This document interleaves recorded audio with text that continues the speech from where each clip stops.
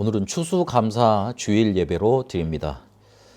특별히 말씀을 따로 준비하지 않았는데 오늘 은혜로 주신 것들 이거 생각하면서 감사 주일 아닙니까? 감사를 또 회복하시고 또 확인하시고 체험하는 응답 있게 되시길 바랍니다.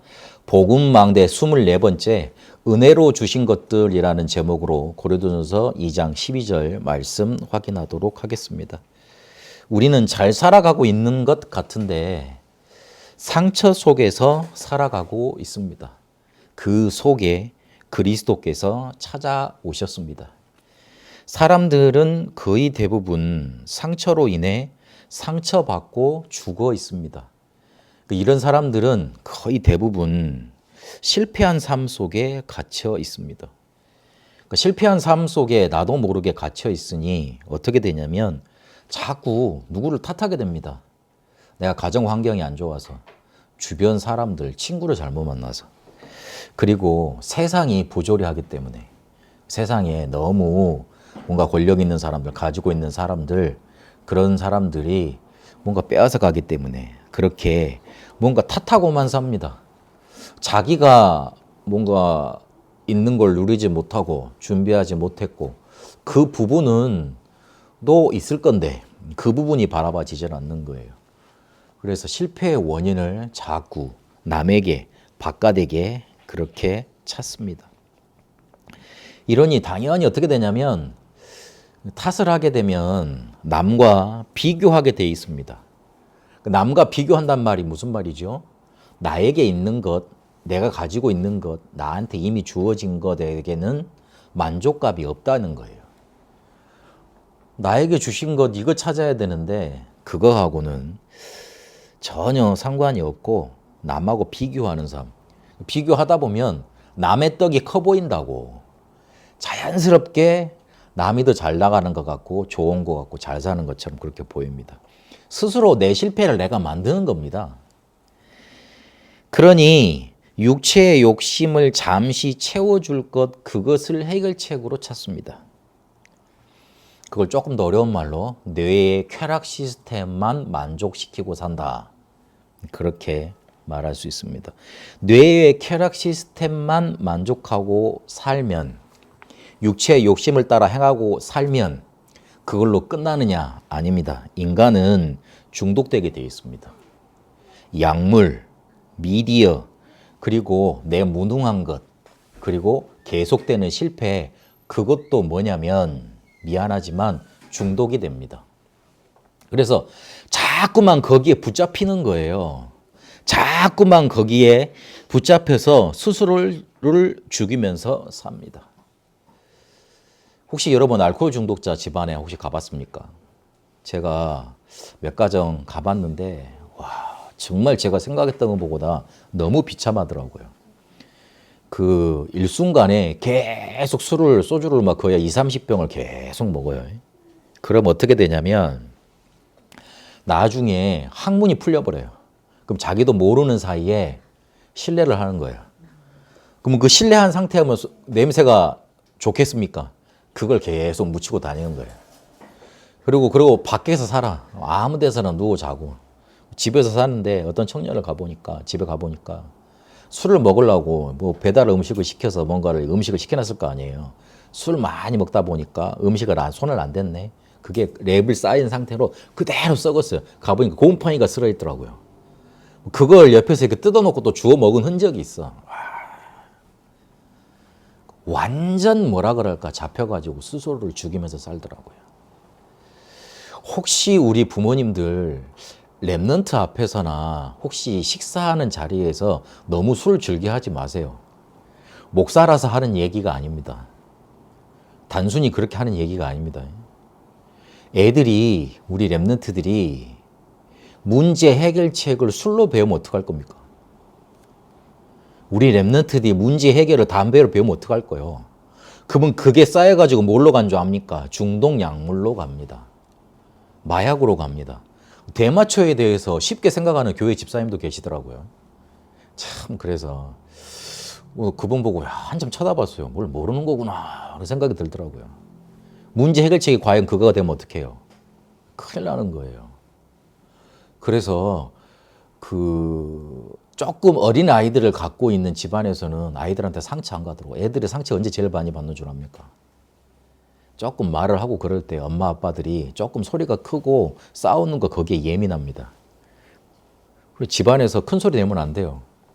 아이 키우는 사람들은. 그게 다 아이들한테는 소리 큰 것들 이런 것들 있잖아요. 크게 상처로 각인됩니다. 만약에 그게 각인되어져서 나중에 자란다고 생각을 해보세요. 그렇게 우리가 스스로를 죽이고 살아가고 있습니다. 그러니까 삶이 뭐가 안 되는 거예요. 뭐가 안 되면 어떻게 됩니까? 당연히 실패하게 되겠죠. 그렇게 계속 반복이 되는 겁니다. 거기에 갇혀버리는 겁니다. 더 문제는 사람이 상처받은 줄 모르고 그냥 살아가는 사람들이 대부분이라는 겁니다. 이게 더 문제입니다. 보통 대부분 사람들이 나 상처 없다 그럽니다. 그 말은 무슨 말이냐면 자기한테 와 있는 문제가 뭔지도 모르고 있다는 말일 수 있어요.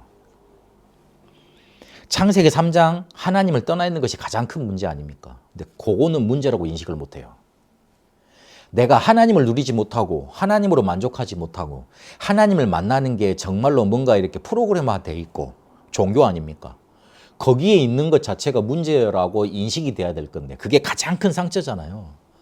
엄마한테서 아이가 떨어지는 거, 아이한테서 엄마가 사라지는 거 굉장히 큰 상처입니다. 그러니 어릴 때 보면 애를 안고 밥을 먹고 그러잖아요. 거의 어릴 때 우리 애들 이제 자라날 때 사역 마치고 집에 들어가 보면 저 집 사람이 화장실도 못 갔대. 왜냐면 하도 엄마 한 번만 찾아가지고 못 갔다 그러더라고요. 그렇죠. 떨어져 있는 것 자체가 잠시라도 분리되는 것 자체가 아이들한테는 큰 상처예요. 근데 하나님을 떠나 있는 게 어마어마한 큰 상처고 근본적인 우리 문제의 큰 상처인데 인지조차 못하고 있어요. 그게 더 문제예요. 오히려 실패로 드러나잖아요. 그러면 하나님 찾아요. 근데 이게 실패로 안 드러나 있으니까 없는 줄 알아요. 그게 상처가 아닌 줄 알아요. 그렇지 않습니다. 괜찮다 그럽니다. 괜찮다 그러는 사람은 눈에 안 보이는 영적인 부분에 대한 큰 데미지, 상처가 와 있는 걸 모르고 있을 수 있습니다. 아니면 너무 크게 왔기 때문에 우리의 뇌는 생존 본능이 있거든요. 살아남으려는 본능이 있습니다. 그렇게 진화를 해왔다 그럽니다. 그래서 너무 큰 충격을 받으면 그게 나한테 계속 살아나서 나를 죽이는 도구가 되기 때문에 그걸 잊어버립니다. 잊게 만듭니다. 분명히 있었던 일인데 잊게 만들어 버립니다. 그러면 그거를 진짜로 치유가 된 겁니까? 살아야 하기 때문에 잊어버린 거지 않습니까? 그런 거죠. 뇌가 그렇게 선택을 한 거겠죠. 덮어두는 겁니다. 덮어두면 어떻게 됩니까? 어느 순간에는 폭발하게 됩니다. 어느 순간에 다른 상처와 만나서 그게 더 큰 상처로 내 인생을 확 멸망의 자리로, 운명의 자리로 갖다 놓습니다. 그러니까 시한폭탄 안고 사는 거예요. 언제 터질지 몰라요. 그러나 반드시 터지는 시간표가 있어요.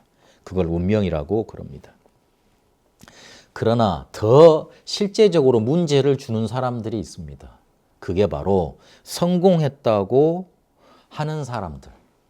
그런데 제가 본 성공자들은 보니까 거의 대부분 상처 속에 갇혀 있더라고요. 어떤 친구가 신학을 열심히 공부를 해가지고 막 이렇게 좋은 자리도 가고 막 그러더라고요. 목사도 되고 막 하여튼 잘 나가는 것 같더라고요. 근데 제가 가끔 뭐 배울 것도 있고 그래가지고 글을 자꾸 그 사람들이 쓴 글을 찾아보고 막 이러거든요. 그런데 내가 너무 하나 딱 마음에 걸리는 게 하나 있더라고요. 집안의 어려움과 이렇게 뭔가 문제들이 와 있을 수 있어요. 그런데 그런 것들이 보니까 그 사람한테 상처가 돼 있어. 글 쓰는 것들이 날카로워. 보니까.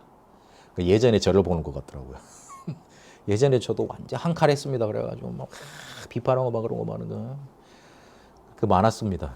그리고 막 사람 이렇게 하나 냈고 막 이렇게 막 난도질하고 막 이러는 것들, 그런 것들이 있었거든요. 사람에 대한 비판, 원망 이런 게 많았어요. 알고 보니까 내 안에 너무나 내가 많은 상처가 있었던 거예요. 근데 그때는 몰랐네요. 복음 더 누리고 이렇게 복음 계속 듣다 보니까 그게 나한테 온 상처였구나. 그게 깨달아지더라고요. 근데 재능과 의지가 있으니 이 사람들이 성공을 해요. 성공을 하니까 어떻게 됩니까? 상처 이겼다고, 상처를 발판 삼았다고 또 생각하는 거예요. 근데 미안하지만 똑같이 덮어두었을 뿐 치유된 게 아닙니다. 나중에 무너질 때 보면 반드시 그것으로 무너집니다. 러시아의 누굽니까? 그 사람을 많이 죽였던 그 사람, 스탈린, 그리고 또 독일의 히틀러, 이런 사람들이 보면 어릴 때 아버지한테 폭력 당했던 게 많았어요. 그런 성향들이 각인돼 있다가 자기들이 이제 정권을 잡으니까 뭔가 큰 위치에 가니까 그게 학살로 나타나는 거예요. 만약 평범한 사람이었으면 그냥 가정 하나만 망가뜨리고 말았을 거 아니에요. 그런데 그게 국가 권력급에 가니까 어떻게 되는 거예요? 완전한 큰 어마어마한 살인으로 가버리는 거예요. 가진 것과 위치가 있으니까 그걸 가지고 그 상처를 풀지 않습니까? 그런데 그것으로 인해 남을 죽이는 일들만 계속 만들어내는 겁니다. 성공한 사람들은 문제 없던데요. 자세히 한번 쳐다보세요. 한번 같이 한번 뭔가 이렇게 오랜 길을 가보거나 아니면 계속 마음을 터놓고 이야기를 해보세요. 그 사람들한테서 드러나지 않는 영적인 문제가 심각합니다. 오히려 상처받고 죽어있는 실패자보다 더 많을 수 있습니다. 이 세 가지를 합해보면 이 세상의 모든 사람들 아닙니까? 어떤 결론이 나옵니까? 그 모두 다가 미안하지만 나를 포함해서 상처 속에 살고 있다는 말이 됩니다. 하나님은 우리가 그렇게 아파하는 것을 그대로 보고 계실 수가 없었습니다. 하나님은 우리가 그렇게 상처 속에 있는 것을 그냥 보고만 계실 수 없었습니다. 자기 자녀가 힘들어하는데 그거를 가만히 두고 볼 부모가 어디 있답니까? 이 세상에 우리를 나게 하신 하나님은, 이 세상에 우리를 창조하신 그 하나님은 우리가 이 문제를 해결할 수 있도록 누굴 보내시라고 약속하셨냐면 그리스도를 보내시겠다고 약속을 하셨습니다. 우리의 상처 속에, 우리의 아픔과 어려움 속에 누가 찾아오셨냐? 그리스도께서 찾아오신 거예요. 그 그리스도께서 찾아오셔서 우리의 상처를 해결할 길을 열어주셨습니다. 사도행전 4장 12절, 요한복음 14장 6절. 그리고 이사야 53장 5절 6절까지 보니까 우리의 상처, 아픔, 어려움을 대신, 질고를 대신 담당하셨습니다. 우리의 아픔, 상처를 대신 담당하신 거예요. 요한일서 3장 8절에 보니까 상처를 누가 파고듭니까? 사단이 파고듭니다. 그 상처를 통해서 파고드는 마귀의 일을 멸하시러 그리스도께서 찾아오셨습니다. 그래서 하나님은 이 그리스도를 바로 아는 사람을 찾아 쓰십니다. 사람들이요, 깨끗해야 된대요. 미안하지만 깨끗하면 그 사람들은 오히려 그 깨끗함을 가지고 다른 사람을 정죄합니다. 사람이라는 게 희한하더라고요. 유능한 사람을 하나님이 쓰신다고 그런 사람이 교회에 필요하다고 그러더라고요. 미안하지만 유능하잖아요. 다른 사람을 오히려 더 힘들게 합니다. 똑같이 같이 망해야지. 한 사람만 더 잘 되고 그래. 그러면 그 사람 다 시기 하잖아요. 우리 랩런트들 잘 알아들으세요. 어디 가서 내가 10개 갖고 있잖아. 1개밖에 없는 것처럼 말을 해야 돼. 10개 가지고 있잖아요. 10개 가지고 있는, 한 가지 가지고 있는데 100개 가지고 있는 것처럼 말을 하잖아요. 사람들이 거의 대부분. 그런 사람들이 많고 사기꾼들 많아요. 그러면요, 그거 있는 거 한 가지 뺏으려고 득달같이 달려들어서 다 뺏어가 버립니다. 사람이 좀 이렇게 어느 순간에 보면 조금 없는 태도 해야 되고 좀 많은 거 많은데 좀 모른 척도 하고 그래야 돼요. 사람들이 너무 유능하면 그 사람 때문에 막 잘 될 것 같은데 그렇지 않아요. 그 사람 때문에 오히려 피해보는 사람들이 더 많을 수도 있어요. 하나님은 상처 속에 사는 사람을 쓰실 수가 없어요. 그리스도를 제대로 아는 사람, 그 사람을 쓰십니다. 이 그리스도를 왜 바로 우리가 알아야 되느냐? 그리스도 알아야, 그리스도를 붙잡아야 누가 오시고 누가 역사하실 수 있냐? 성령께서 오시고 성령께서 역사하실 수 있습니다. 성령께서 오셔야지 우리가 말씀도 깨달아지고 기도응답도 받아지고 전도 역사도 일어나는 겁니다. 우리의 모든 문제가 그때부터 실제적으로 사실적으로 우리의 현실에서 해결이 되는 겁니다. 오늘 본문에 보니까 하나님께로부터 온 영을 받았다 그랬습니다. 성령께서 우리에게 오신 겁니다. 그리스도께서 우리의 상처 속에 오셔서 상처 치유하시고 우리의 모든 문제를 끝내셨고, 그리고 실제로 세상을 살아갈 수 있도록, 승리할 수 있도록 누구를 보내주셨냐? 하나님의 영, 하나님께로부터 온 영, 그 영을 우리에게 보내주셨습니다. 무슨 말입니까? 더 이상 상처 속에 살지 말고 멸망당하지 않아도 되도록 역사하시겠다. 너희를 붙잡고 승리의 길로 인도하시겠다. 그거 말입니다. 우리는 원래 세상의 영을 받은 마귀의 자녀로 이 세상을 살게 됐습니다. 에베소서 2장 1절에 보니까 허물과 죄로 죽었다. 그렇게 말을 하고 있습니다. 원래 하나님을 떠나서 우리가 죽은 영이 돼버린 거예요. 왜 죽은 영이 돼버렸습니까? 뭐 때문입니까? 원죄 때문에. 하나님을 떠난 죄, 창세기 3장에 보니까 원죄라고 말을 하고 있습니다. 그게 근본이 되어져서 우리 인간에게 문제가 찾아온 겁니다. 그래서 그 원죄로 인해 조상죄가 찾아옵니다. 우상 숭배의 제조, 출애굽기 20장 4절에서 5절까지 보니까 3, 4대가 같이 망한다 그랬어요. 그리고 원죄의 결과로 인해 죄 지을 수밖에 없게 되었어요. 에베소 2장 1절에 보니까 허물 그랬잖아요. 자범죄. 그 자범죄, 조상죄, 원죄, 우리는 죄투성이에요. 그것 때문에 우리가 어떻게 되느냐? 죽은 영이 된 겁니다. 왜 죽은 영이 된 겁니까? 하나님의 영이 떠나니 죽은 영이 되고야 만 겁니다. 창세기 1장 26절 28절에 보니까 본래 인간은 하나님의 영이 함께 해야 된다 그랬습니다. 그렇게 존재로 만들어진 겁니다. 물고기는 어디에 삽니까? 물에요. 새는 어디에 삽니까? 하늘에요. 날개짓하며 살아야 되죠. 그리고 나무는 어디 살아야 됩니까? 땅에 뿌리 박고 살아야 됩니다. 창세기 1장을 펴보면 그 내용이 나옵니다. 별은 어디에 위치하게 됩니까? 하늘에 위치합니다. 해와 달도 하늘에 위치합니다. 땅에서 나무, 식물들이 자라납니다. 동물들이 그걸 먹고 자라삽니다. 그걸 말하고 있는 겁니다. 창조가 된 원리가 있다. 그 중에 가장 중요한 원리가 뭐냐? 사람이 살아가도록 사람이 창조대로 만들어진 원리가 있다. 그게 뭐냐? 하나님과 함께 해야 되는 거다.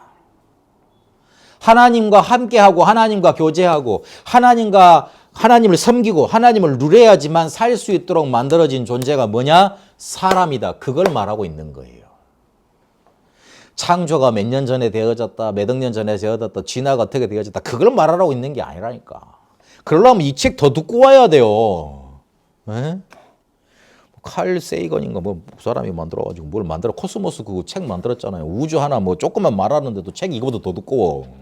그렇잖아요. 철학 한 가지 개념 말하는데 그거 말하는데도 이거 열 몇 권 만들어요. 그거 한 가지 개념 가지고. 근데 그걸 말하는 게 아니에요. 성경은. 인간은 어떤 존재며 어떻게 살아야 되며 어떤 원리로 만들어져 있는가. 그래서 무엇 때문에 문제가 생겼는가. 그거 해결하는 길이 뭔가. 그걸 말해주고 있는 거예요. 하나님의 영이 떠나니 사단의 영이 그 영을 주관하게 됩니다. 요한복음 8장 44절.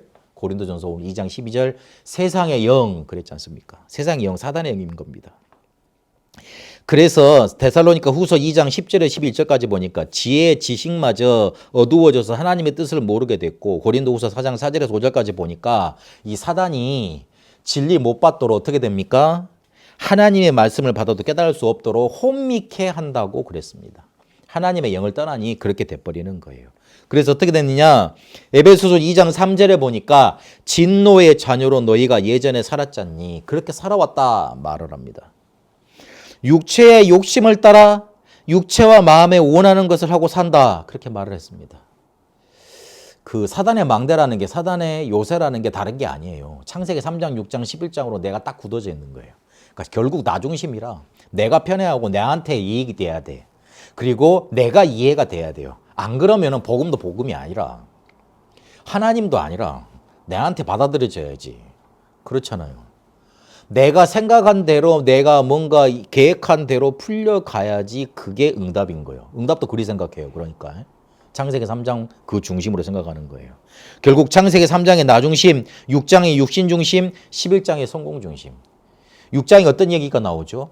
하나님의 아들들이 자기 눈에 좋은 여자들 있잖아요. 이쁜 여자들로 자기 마음이 원하는 대로 다 아내를 삼았다고 그렇게 말을 하고 있습니다. 육신 중심으로 보이는 것 중심으로만 가는 거예요. 11장에 보니까 결국은 내가 성공해야 돼. 내가 살아남아야 돼. 그 중심으로 가는 겁니다. 그렇게 우리의 욕심은 마음은 창세기 3장, 6장, 11장의 길로 갑니다. 그러다 보면 당연히 하나님의 진노가 임했잖아요. 바벨탑 성공했습니까? 무너졌잖아요. 네피림 시대 성공했습니까? 홍수재앙 만났잖아요. 창세기 3장 문제 어떻게 됐습니까? 에덴에서 쫓겨났잖아요. 그렇잖아요. 그래서 운명을 벗어날 수가 없습니다. 사단의 12전략에 잡혀서 살아가게 되는 겁니다. 하나님이 거기에다가 하나님의 영을 보내주셨습니다. 우리는 하나님의 영을 받았고 하나님의 자녀가 됐습니다. 로마서 8장 16절에 보니까 성령께서 우리의 영과 더불어서 너희가 친히 하나님의 자녀인 것을 증언한다 그랬습니다. 우리가 구원받은 거 누가 제일 잘 아느냐? 내가 잘 알아요. 우리가 구원받은 거 누가 증거해 주시냐? 성령께서 그거를 증거해 주세요. 그게 구원의 증거 중에 하나예요. 아무리 생각해도 나는 하나님이 안 믿어져 미안하지만 구원 생각해 봐야 돼요. 아무리 생각해도 나는 예수가 그리스도가 아닌 것 같아 조금 생각해 봐야 돼요.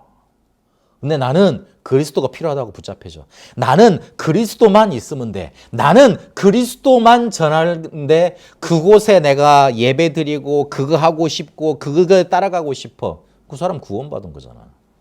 암만 죽었다 깨어나도 그리스도가 부인이 돼. 그리스도가 안 믿어져. 그리스도가 뭔지도 모르겠어. 어떻게 그 사람이 구원받은 사람이겠어요?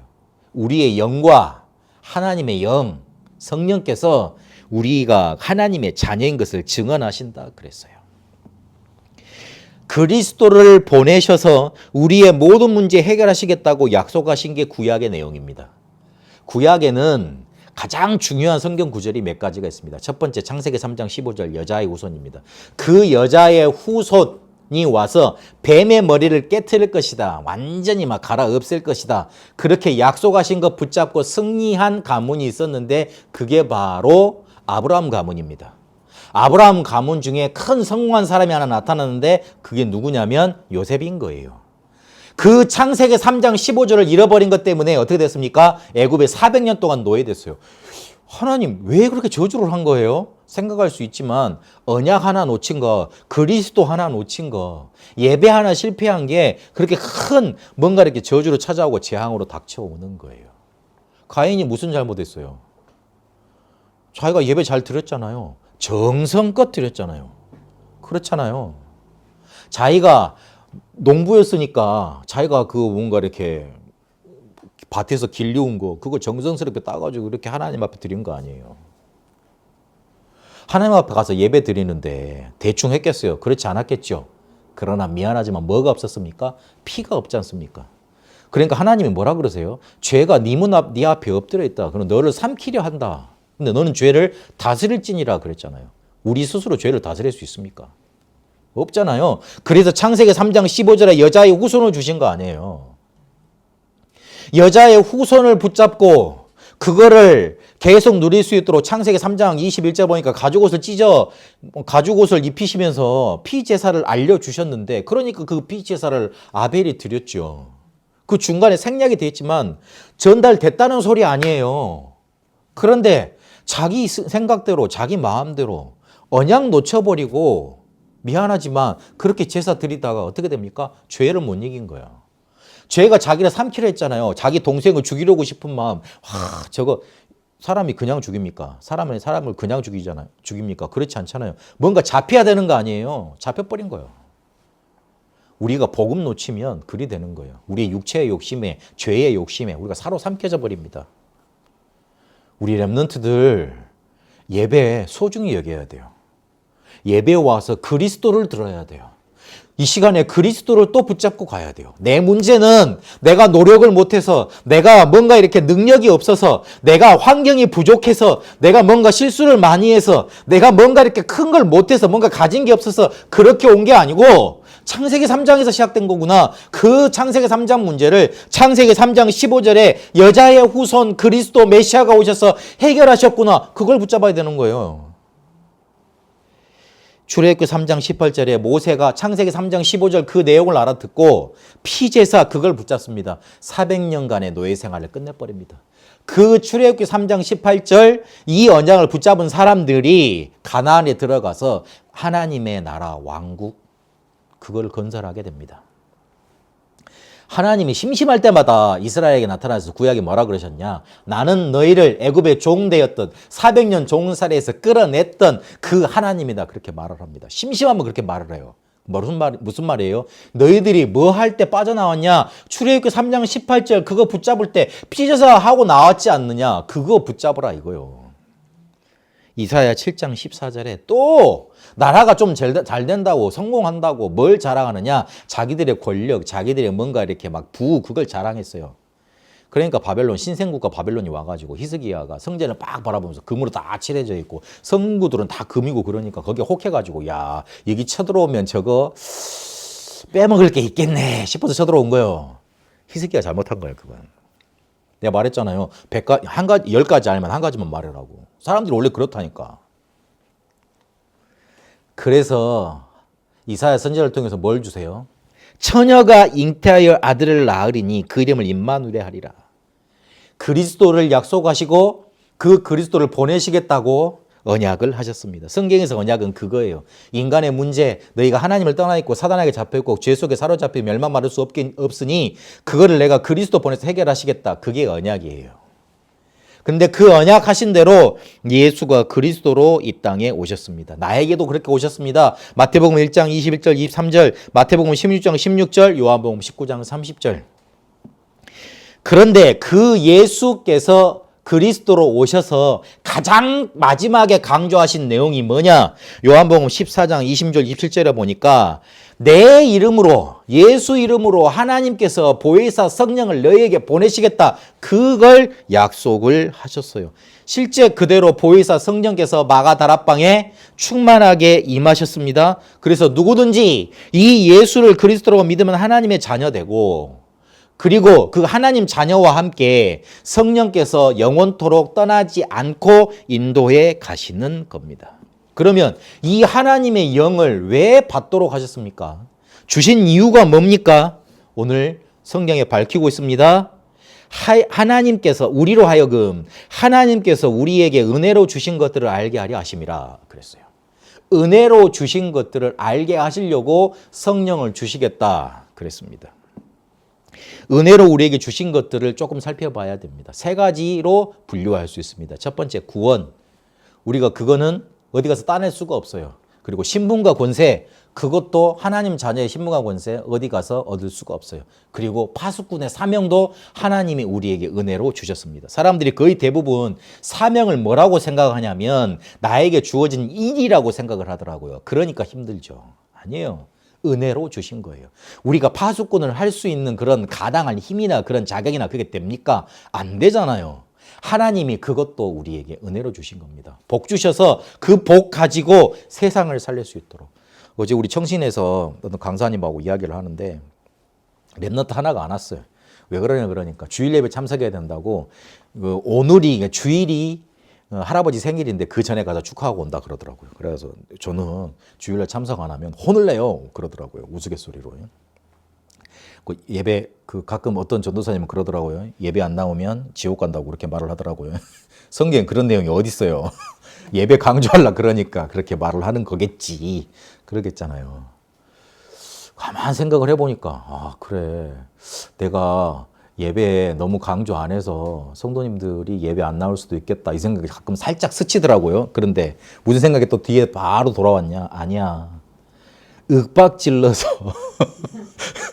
윽박질러서 네 교회 안 나오면 예배 안 나오면 죽어. 아니면 내가 뒤통수 조심해. 가다가 내가 너 만나면 뒤통수 때릴 수 있어. 이렇게 해서 교회를 너무 두려워서 나온다. 힘들지. 어떻게 지속이 됩니까? 내가 너무 축복이 넘쳐나가지고 예배 드리고 나니까 너무 시원하고 힘나고 좋아하고 그래가지고 예배 계속 하고 싶어져야지. 아니에요?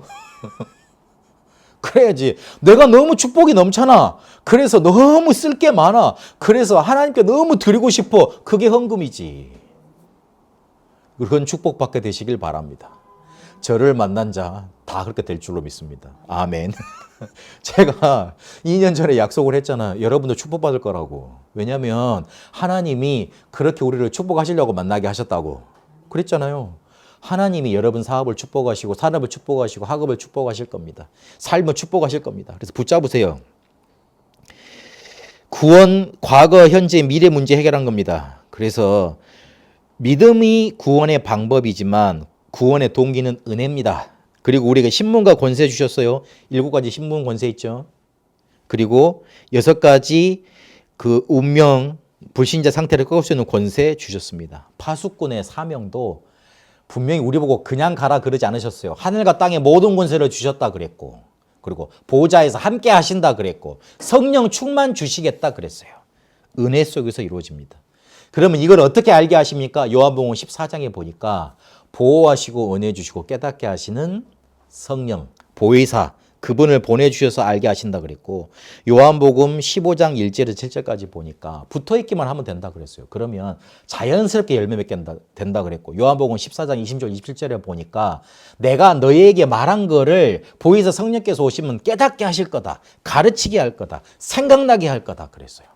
말씀 붙잡고 있으면 성령께서 깨닫게 하시고 알게 하시는 거예요. 16장 13절에 보니까 장래 일까지 알려주신다 그랬어요. 그리고 세상이 줄 수 없는 평안까지 주신다 그랬습니다. 평안 주시죠. 깨닫게 하시죠. 지혜 주시죠. 지식 주시죠. 응답 주시죠. 모든 축복을 가지고 오셔서 나에게 하나님이 은혜로 주신 이것 구원, 신분권세, 파수꾼의 사면 감당할 수 있고 깨달아 알 수 있고 누릴 수 있도록 만들어 주시는 겁니다. 그러면 구체적으로 이걸 어떻게 누릴 수 있습니까? 예배와 기도로 누리는 겁니다. 예배와 기도를 통해 뭘 체험합니까? 성령의 역사하심을 체험합니다. 혹시 인터넷으로 예배 드리시더라도 여러분 딱 이렇게 앉아서 이렇게 머리 잘 빗고 이렇게 딱 정자세로 해가지고 예배 딱 드리는 것처럼 그렇게 앉으세요. 그렇게 예배 드리세요. 안 보인다고 이렇게 발 하나 올리고 이렇게 소파에 이렇게 다 이렇게 하시면 안 돼요. 아프면 몰라도. 아프면 몰라도. 사람은 자세에 따라서 마음가짐이 달라지고 마음가짐에 따라서 붙잡는 게 달라집니다. 예배와 기도를 통해 성령께서 역사하시는데 우리가 정말로 예배하잖아요. 충만하게 역사하세요. 왜 우리가 훈련을 계속하고 예배 자리에 계속 갑니까? 그 자리에서만 바를 수 있는, 내가 그 장소에서만 바를 수 있는, 그 시간에만 바를 수 있는 성령의 역사가 있습니다. 임하는 역사가 있어요. 그래서 가는 거예요.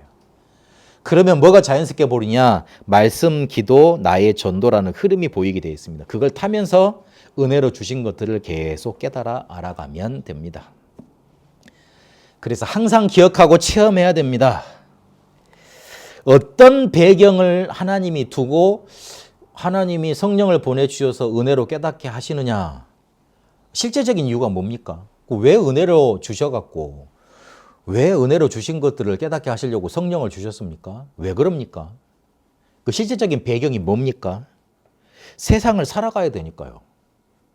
세상에서 안 살아가면 우리가 구원받으면 딱 내가 구원받은 하나님 자녀다, 예수님을 그리스도 믿습니다 그러면 딱 그 자리에서 천국으로 데려가 버려. 그러면 성령 주실 이유가 없잖아요. 그렇죠? 내가 구원을 받았는데 예수를 그리스도 고백했는데 전 상황하고 아무것도 안 변했어. 오히려 돈도 없어진 것 같아. 예전에는 내가 마음대로 쓰고 다녔지만 헌금도 해야 되잖아. 그렇잖아요. 아무것도 안 변한 것 같아. 그런데 세상은 살아가야 돼. 어찌 보면 더 힘들 수 있어요. 그런데 그렇게 놔두지 않겠다는 거예요. 세상에서 실패하도록 가만히 놔두지 않겠다는 거예요. 세상에서 당연히 살아가고 승리할 수 있도록 뭘 주셨어요? 성령 주셔서 너희를 세상에서 승리하도록 만들어 주시겠다는 거예요. 세상에서 우리가 살아가야 되기 때문에 실제로 성령을 주시겠다고 그렇게 말씀하신 겁니다. 이거를 항상 체험하고 기억하고 누릴 수 있도록 문화를 만들어 주셨습니다. 절기를 만들어 주셨습니다. 그게 뭡니까? 유월절, 오순절, 수장절, 세 절기입니다. 삶 속에서 이거를 항상 기억하고 누릴 수 있도록. 그 베트남 사람들이 1년에 뭐만 생각하고 사냐면 떼, 그것만 생각하고 삽니다. 한 2주 쉬거든요. 그때 보너스도 엄청 줘요. 그래서 그 때 전에 보너스 주기 전까지 사람들이 이동을 안 해. 근데 그 보너스 받잖아요. 바로 회사 그만두는 사람들이 많대. 그거 타려고 1년을 버텼으니까. 그러면 1년의 중심이 어디예요? 그 사람들은 떼시예요. 우리 설하고 똑같아요. 우리는 절기가 많잖아요. 설부터 해가지고 구정, 설도 2번 쉬어요. 신정도 세고 구정도 세고 많죠. 그렇게 해가지고 다. 근데 그거 중심으로 해가지고 사람들이 모이고 문화로 즐기고 뭔가 하는 거잖아요. 새 절기를 통해서 하나님이 구원, 성령 충만, 천국 배경, 보호자 요거를 설명을 하셨습니다. 구원의 완벽한 축복. 그냥 단순히 구원만 시키는 게 아니고 이 세상에서 살아갈 수 있는 힘, 성령 충만 주시고 천국까지 배경, 우리가 가야 될 미래까지 완벽히 보장해 주신 거예요. 유월절, 오순절, 수장절.